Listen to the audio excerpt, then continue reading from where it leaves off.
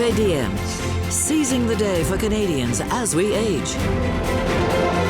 Welcome to Carpe Diem. On this episode, we're talking all about good medicines. Now, with COVID changing how all of us have lived and worked over the past year, vaccines are top of mind for many. We're all eagerly awaiting the new normal, and we all want to get back to our normal lives. According to scientists, the vaccine is a huge step towards that. Now, there's several COVID vaccines now available to us, but who's getting them and when? We sent videographer Dean Atwell onto the streets for local reactions to the vaccine rollout right here in British Columbia.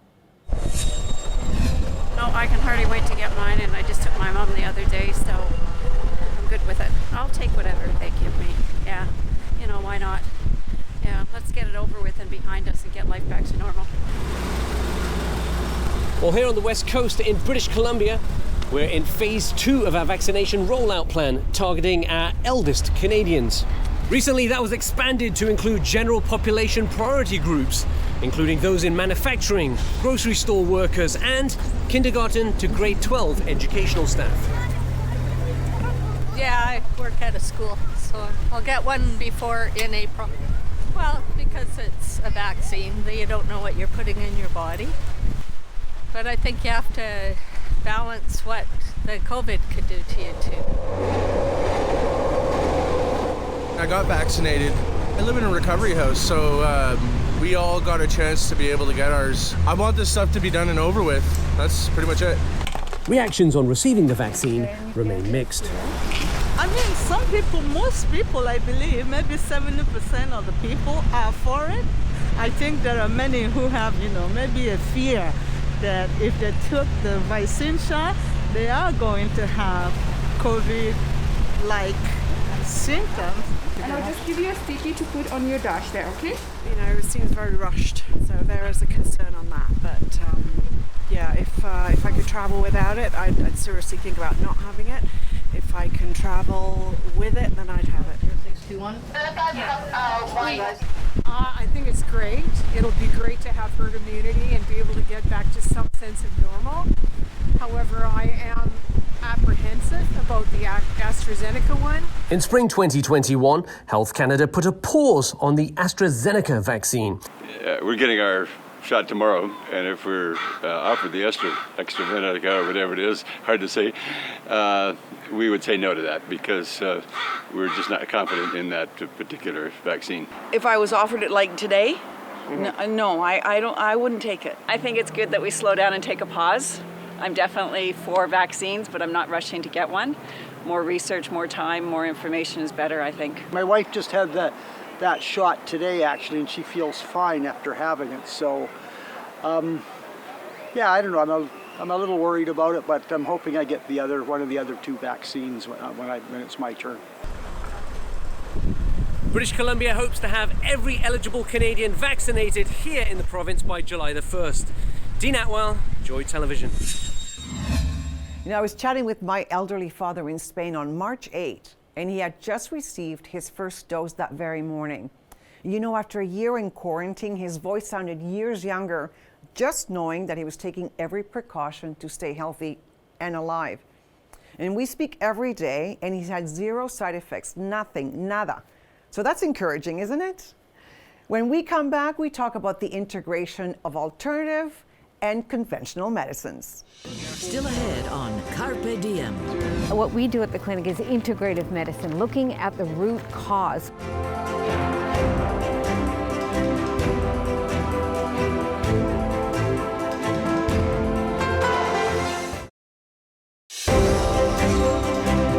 Carpe Diem, seizing the day for Canadians as we age. Welcome back. Now, let's talk about integrated medicine. Dr. Balpawa is a leader in that field. She founded a clinic on that principle and is a published author and a very busy public speaker on the subject. And as a Zoomer woman and a patient, I depend on her knowledge and advice so much. I thought to introduce you. People have reached a breaking point. A year into this, they started to see a lot of anxiety, panic, depression, insomnia is a big one. And so of course when that carries on for a long time, they start having symptoms of high blood pressure, sleep disorders, and many of them are taking medication. If you look at the number of drugs for sleeping pills and antidepressants going way up, 40% in the last 1 year. Do you find that these numbers are higher than normal, or is it just more people are willing to talk about it now? Well, that's a really good point. I think what COVID has done, Carmen, is evened out the playing field for mental health. People didn't want to talk about it. It was a stigma that you're weak, you're vulnerable. But now everybody feels anxiety. Everyone feels the fear and the uncertainty. So it's evened out the playing field, so they're more comfortable to talk about it and say, you know what, doctor, I think I'm depressed. It's an affliction that a lot of us suffer, but we just, like you say, we never wanted to talk about it. I mean, the numbers are pretty staggering. I call it the tsunami of mental health, because after the fallout of COVID, of course, there's going to be a lot of people very happy and joyful. The economy starts to return to normal. The vaccine's bringing some hope.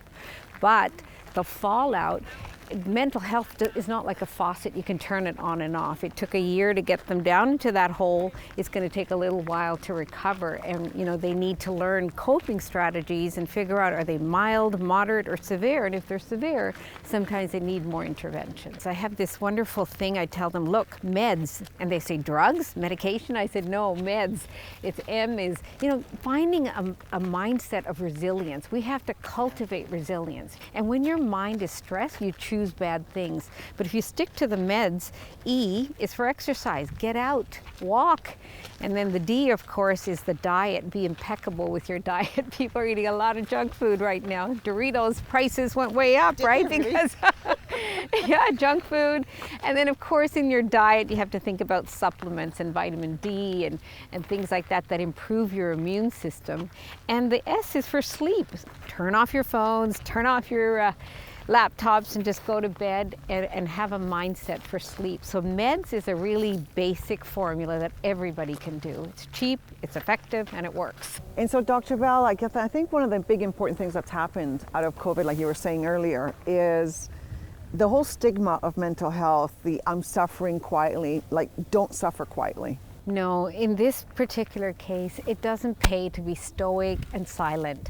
In fact, open up, because you realize that you're not the only one. Everyone is going through it in some capacity, and learning the signs that your mental thoughts actually produce visceral effects. So if you're having heartburn, irritable bowel syndrome, using your inhaler a lot more, you're not sleeping, those are all signs that the hormones of stress, cortisol and adrenaline, are wreaking havoc in your body, and you need to get some help. Dr. Bao, that is great advice. And as you can see, it doesn't have to be a complicated process, but the thing is you have to just take ownership of it and don't be afraid of it. I think this is the time for all of us to do a lot of self-care. Easy tips to implement in our lives, right? The connection between our mind and body is indisputable. You know, the first tip I followed was to head outside and take a long, long walk. Now, I'm thinking and betting that you want to learn more from Dr. Bell, so no worries, she'll be back on the show soon.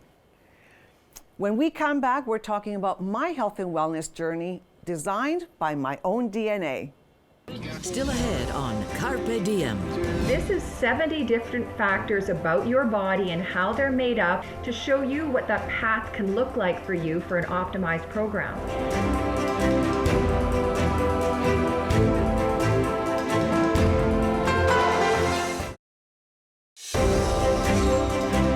CARPe Diem. Seizing the day for Canadians as we age. Welcome back. In 2019, I took my healthcare to a whole new level. I had my DNA test done, and those results have shaped my eating habits, my vitamin cocktails, my mental health, and my exercise routines. And I thought I would invite Lois from DNA Power to talk to us about the power of having a customized health plan. Hola, Lois. Hi, Carmen. Great to see you. So I know a lot of people are saying DNA Power, DNA test. I get asked, is that for your heritage or for your body? What is DNA? Well, so we do DNA testing, but we do it based on your diet and your health and everyday factors that you can actually do something about. This is 70 different factors about your body and how they're made up on day-to-day things like, vitamins and foods and other, to show you what that path can look like for you for an optimized program. And the thing is, your DNA doesn't change over your lifetime, but it's your lifestyle that triggers your DNA to do certain things. And so what you want to do is set it up to be optimized in the very best way to keep you healthy. And I came to you because I really needed to understand what my body was. And I'm all about customization of everything. I'm curious. I'm naturally curious, and I wanted to know what I could do to help myself. So let me ask you, how did you come to launch or own DNA Power? Well, it was through health. So I was a corporate executive traveling around the world, a mother of twins, super busy, and started to lose my health. I started to get restless leg syndrome. I was fatigued. I couldn't breathe properly. And so I ended up going to a lot of different doctors over many years, and we couldn't find anything. I ended up hearing about DNA, trying it, and when I got my results, discovered that I'm weak on vitamin Bs, and as it turns out, all I need to do is to take vitamin Bs, almost like a medicine, and I'm perfectly fine. And so vitamin Bs is the answer, and I thought if it was this easy, how can we share this with other people? And so I ended up acquiring the business, and really my mission is, how do we help people take power over their health, live longer, healthier lives by learning their DNA so they've got important insight into their body. It was a very simple test. You swab the inside of your cheek, put it in an envelope, and off it goes. So it's not a thing to get the test done. But what was interesting was the anticipation of what my results might look like. What was I going to hear from my test? Was it going to be negative? Was there going to be something that was going to frighten me?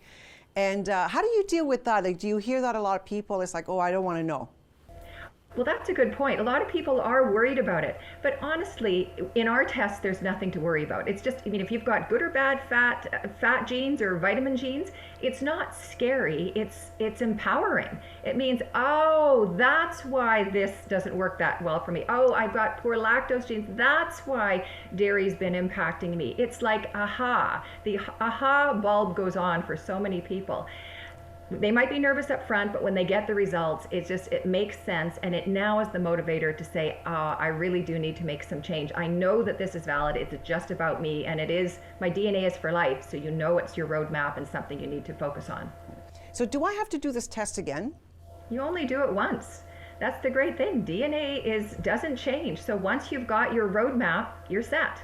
You don't need to worry about how to, what's going to, it doesn't change. The setup's the same, but how you trigger your DNA through what you eat, how you eat, exercise, your vitamins, your sleep, stress, and the toxins in your world all impact it. And the more stressors you're putting on your body through all of those different factors when it's not working with the parts of you that are strong, the harder it is to keep up. And that's where chronic disease and illness and fatigue and even cancers come from, is just too many stressors on your body. And so find the points where stressors do exist through your genetics and just protect those, and it just makes it so much easier to stay healthy. Yeah. Well, I'm absolutely committed to doing all I can to stay healthy. And Lois, thank you so much for being part of my team. I'm very grateful to you, and I know that we'll be talking to you again. Terrific. Thanks so much, Carmen. Thank you, Lois. Thank you. When we come back, we'll be looking at the emerging use of psychedelics in therapy. Still ahead on CARPe Diem. And after this thing, she just came out of it and went, I'm good. I'm okay. If this is what my plot in life is, I'll be fine. I'll be fine.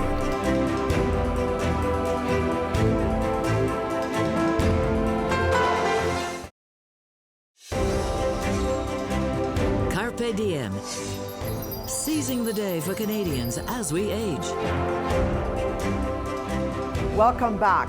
Now let's talk about psychedelics. That's the old traditional plants joining modern medicine. We all have conceptions about psychedelics, and let's be honest, they probably aren't very positive.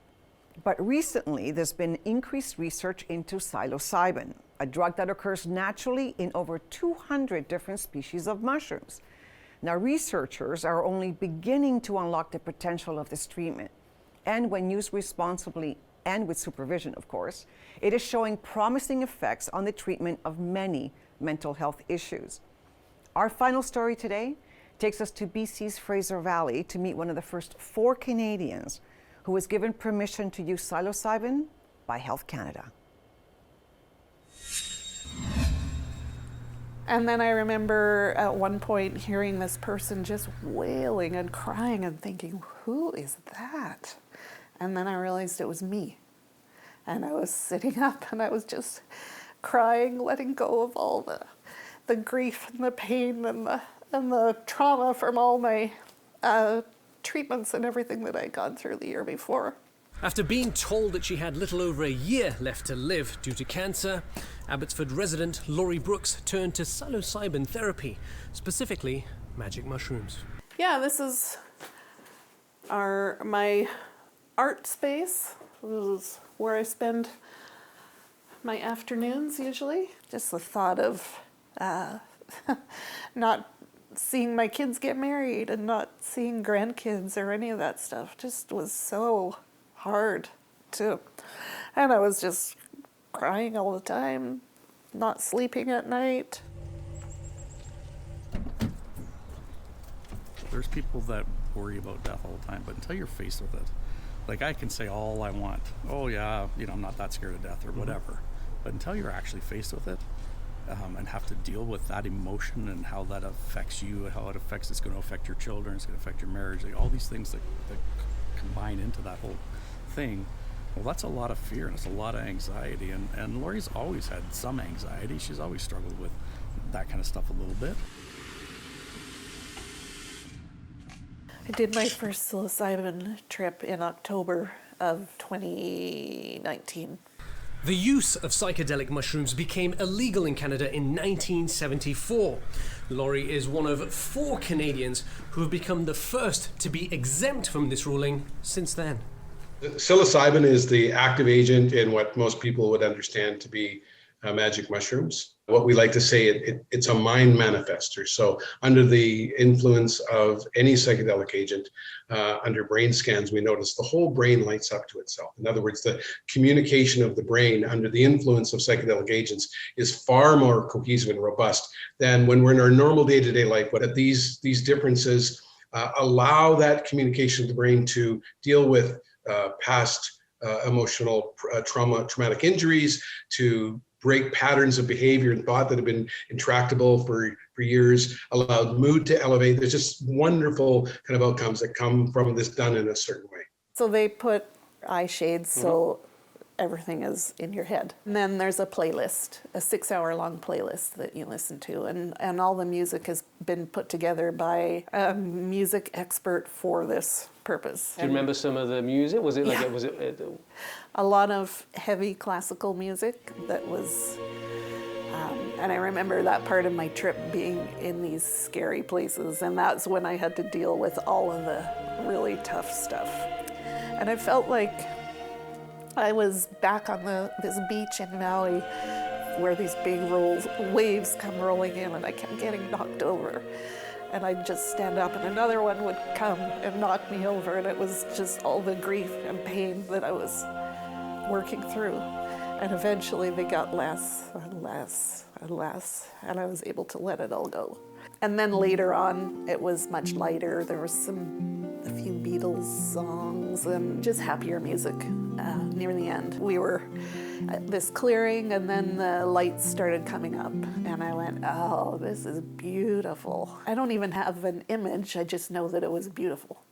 And I felt just warm and at peace. And after this thing, she just came out of it and went, I'm good, I'm okay. If this is what my plot in life is, I'll be fine. I'll get through it. The next day I saw my therapist, and he asked me how I was feeling.